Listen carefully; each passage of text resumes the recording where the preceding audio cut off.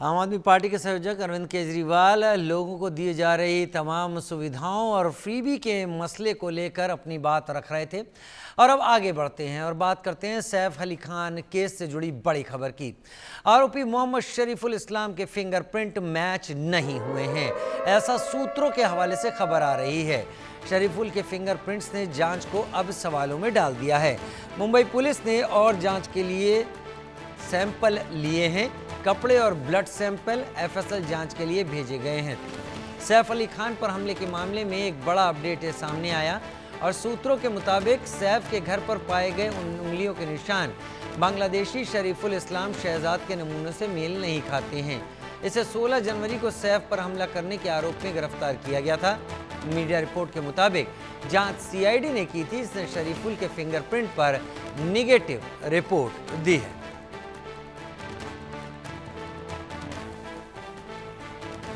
तस्वीरों में देख रहा शरीफुल, जिसे लंबी कवायद के बाद गिरफ्त में लिया गया था। मुंबई पुलिस और क्राइम ब्रांच की 3 दिन की तलाशी के बाद शरीफुल को ठाणे से गिरफ्तार किया गया था। ये काम 40 टीमों को सौंपा गया। सैफ अली खान के घर पर करीब 19 फिंगरप्रिंट के नमूने लिए गए थे और अब सूत्रों से खबर आ रही है कि इनमें से कोई भी शरीफुल के साथ मैच नहीं कर रहा है। सैफ अली खान की मुंबई के लीलावती अस्पताल में 6 घंटे सर्जरी हुई थी। 5-6 जगह उसके शरीर पर वार थे जिनकी सर्जरी हुई, जैसा कि जानकारी अस्पताल सूत्रों से भी मिली। लेकिन वो घाव, वो सर्जरी, वो अपनी जगह है। उसमें डॉक्टरों की तरफ से काम किए जाने के सबूत हैं, ऑपरेशन के सबूत हैं। लेकिन सैफ अली खान के घर में घुसे हुए इस शख्स को न आते किसी ने देखा, न जाते किसी ने देखा। डक्ट के जरिए इसके आने जाने की बात कही गई, लेकिन घर में जो फिंगरप्रिंट के नमूने लिए गए वो नमूने इस शख्स के फिंगरप्रिंट से मेल नहीं खा रहे।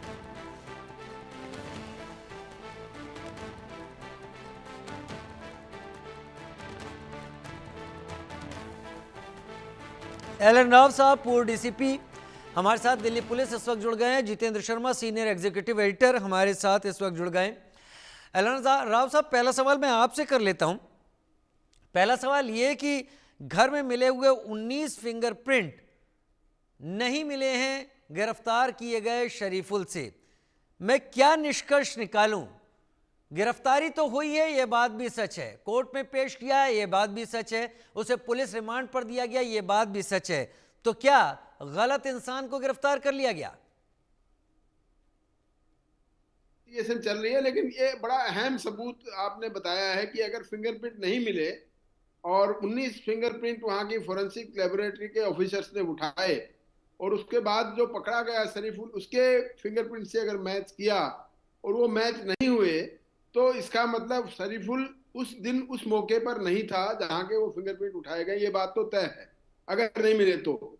दूसरे और भी कई वजह है इसमें कि शरीफुल के ना होने की वजह से उसका फोटो उस आदमी से नहीं मिल रहा जिसका सीसीटीवी पहले सर्कुलेट हो चुका है इन्वेस्टिगेशन में। उसकी एंट्री का भी डाउट है कि एंट्री डक्टिंग से हुई है, तो फिर बाहर कैसे निकला, किस ढंग से निकला। सिक्योरिटी गार्ड्स ने नोटिस क्यों नहीं किया? इतने 2:30 बजे अगर कोई भी जरा सी बात में कोई अगर सफल होती है, किसी के साथ में शोर मचता है, तो पड़ोसी को डेफिनेटली पता लगेगा, तो किसी पड़ोसी को क्यों नहीं पता लगा? ये कई ऐसे सवाल हैं। दूसरा, सिक्योरिटी ब्रीच है तो है ही है। वो कैसे ऊपर 12वीं 11वीं मंजिल तक पहुंच गया, किसी ने नोटिस नहीं किया। तो ये सारी बातें हैं जो अभी बट इससे सबसे इंपॉर्टेंट बात आपका फिंगरप्रिंट है, क्योंकि फिंगरप्रिंट साइंस ये कहता है कि दुनिया में एक आदमी के फिंगरप्रिंट दूसरे आदमी के फिंगरप्रिंट से नहीं मिलते हैं। तो अगर अपराधी 16 तारीख को था जिसके फिंगरप्रिंट 19 लिए गए हैं, वो ही अगर शरीफुल था तो उसके मिलने ही चाहिए, दूसरे आदमी के हैं तो नहीं मिलेंगे। वो ये सिद्धांत पे लागू होता है। लेकिन अब पुलिस ने किस बेसिस पे उसको अरेस्ट किया है? इंटरोगेशन के बाद उससे कन्फेस भी किया हुआ है, हाँ भी करी है कि हाँ मैंने ही किया है, और उसको लिंक करने की भी कोशिश कर रहे हैं। लेकिन जब तक पुलिस की दूसरी प्रेस कॉन्फ्रेंस अभी नहीं होती इस बारे में, इन्वेस्टिगेशन की क्या डिटेल्स हैं वो नहीं बताई जाती, ना पता लगती हैं, तो तब तक ये सस्पेंस ही रहेगा। अभी नो डाउट कि फिंगरप्रिंट का जो एविडेंस है बड़ा एक्सक्लूसिव एविडेंस होता है। ये इम्पीचेबल एविडेंस जिसे कहते हैं, इसको चैलेंज नहीं किया जा सकता। हम्म। तो अगर ये बात सही है तो, लेकिन ये अभी पुलिस ने तो नहीं माना है, ये आपके सूत्रों ने बताया है। अगर हम्म। सूत्र आपके सही है तो डेफिनेटली ये केस बिल्कुल इस शरीफुल के खिलाफ ये केस नहीं बनेगा, किसी भी सूरत में नहीं ठीक बनेगा। है।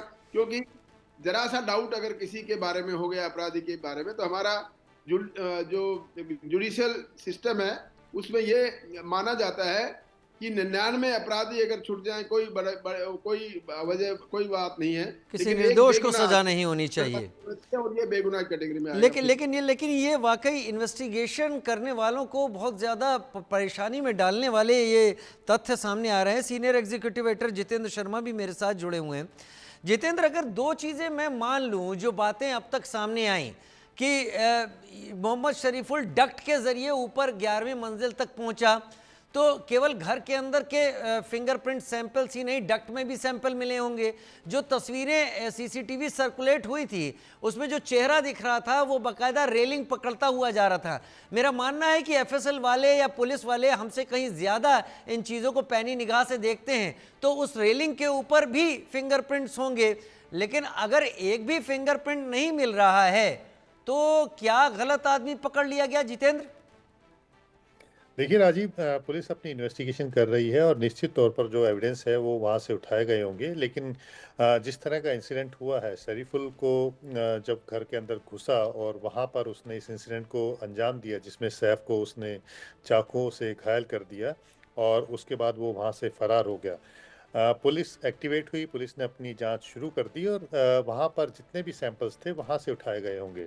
उन सैंपल्स को जब शरीफुल को गिरफ्तार किया गया तो उसके बाद मैच भी किया जाने की कोशिश की गई होगी जो फिंगरप्रिंट्स ब्यूरो के जरिए।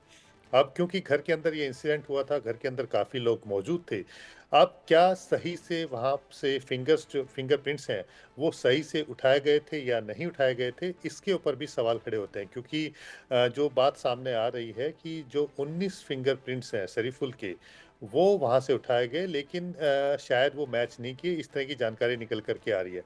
तो निश्चित तौर पर पुलिस ये चेक करेगी कि जो फिंगरप्रिंट्स वहाँ से लिफ्ट किए गए थे, उठाए गए थे घटनास्थल से, वो वाकई में शरीफुल के ही थे, सस्पेक्ट के थे। क्योंकि हो सकता है कि जो टीम वहाँ पर गई होगी, उन्होंने जो फिंगरप्रिंट्स उठाए होंगे उन सबको मैच करने की कोशिश की जा रही होगी और कुछ ऐसे फिंगरप्रिंट्स होंगे जो कि घर में कुछ लोग आए होंगे तो उनसे मैच कर रहे होंगे। तो पुलिस इसको लेकर के जांच करेगी और इसमें कुछ चीज़ें ऐसी हैं राजीव जो मैं बताना चाहूँगा। क्योंकि अमूमन जो घटना है जिसमें बार-बार ये शक जताया जा रहा है कि शरीफुल वो व्यक्ति नहीं है जिसने सैफ के ऊपर हमला किया। लेकिन ये इस सूरत में थोड़ा-सा मुश्किल हो जाता है कहना, क्योंकि इस घटना में आई विटनेस है। आई विटनेस सैफ अली खान है, आई विटनेस करीना कपूर जी। है, आई विटनेस जो उनके घर में काम करने वाली जो है, जो उनके बच्चों की मेड। देखभाल के लिए है, मेड, वो वहाँ पर मौजूद थी जिसने देखा है। अब सीसीटीवी में कौन से चेहरे को कैप्चर करके, जितेंद्र, क्योंकि मेरे पास कई थोड़ा बार समय कम है, माफी के साथ आप दोनों से 20-20 सेकंड और लूंगा और जल्दी से मुझे ये बताइए, एक केस अभी कुछ दिन पहले हुआ था गोविंदा वाला, एक केस हुआ सैफ वाला, क्या ये दोनों वाकई बहुत कंफ्यूजिंग केस नहीं बन गए, जितेंद्र? देखिए, जो गोविंदा वाला जो केस है जिसमें उन्होंने बताया कि जब वो अपनी रिवॉल्वर निकाल रहे थे तो गलती से गोली चल गई जो कि उनकी थाइज में लगी। अक्सर हमने देखा है कि घर के अंदर जो वेपन्स रखे होते हैं उनकी सफाई कर रहे होते हैं या लोडेड वेपन रख देते हैं और जब उसको अनलोड कर रहे होते हैं या चेक कर रहे होते हैं तो इस तरह से फायर हो जाता है। अर्ली मॉर्निंग फायर हुआ जिसमें उनकी तरफ से स्टेटमेंट दिया गया कि वो कहीं बाहर जा रहे थे और उस दौरान वो चेक कर रहे थे, तब फायर हुआ। तो इस तरह की घटनाएं होती हैं तो उसको हम ये नहीं कह सकते कि कोई बड़ी घटना को छिपाने की कोशिश की गई है। लेकिन हाँ, सैफ अली खान के घर जो घटना हुई है उसमें मैं एक और चीज़ बता दूं कि पुलिस ने कहा है कि जो शरीफुल है वो बांग्लादेशी है।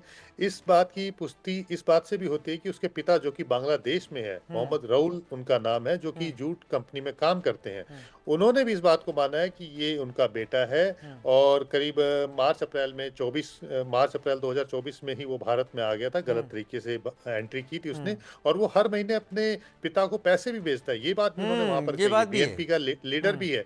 तो इससे ये बात तो तय होती है कि शरीफुल जो है बांग्लादेशी नागरिक है जो गलत तरीके से, अवैध तरीके से भारत में दाखिल हुआ। और उसका ये कहना पुलिस को कि उसको जो दस्तावेज, वैध दस्तावेज बनाने के लिए पैसों की जरूरत थी, इसलिए वो घर में घुसा। ठीक। तो यानी कि उसने खुद ये माना है। अब इसके अंदर क्या लूप होल्स है, जिस तरह से पुलिस इस पूरे मामले की जांच कर रही है, 1 करोड़ मांगे इसने, तो ये जो तमाम सवाल है, फिंगरप्रिंट्स का ना मैच होना, तो ये कहीं ना कहीं सवाल खड़े करता है कि पुलिस ने जो इन्वेस्टिगेशन शुरू की है, जो एविडेंस जुटाने हैं, उसमें क्या कहीं जी। लापरवाही हो रही है। तो इस बात के ऊपर जरूर पुलिस के ऊपर सवाल खड़े होते हैं। राज साहब, माफी चाहूंगा, समय अब थोड़ा कम बचा है, लेकिन मुझे लगता है कि इस मसले को लेकर हम और आप आगे आने वाले दिनों में कई बार आमने सामने होने वाले हैं। पेचीदा तो बन ही रहा है केस। राव साहब, आपका भी और जितेंद्र शर्मा, आपका भी जुड़ने के लिए बहुत धन्यवाद। आप दोनों ने समय निकाला।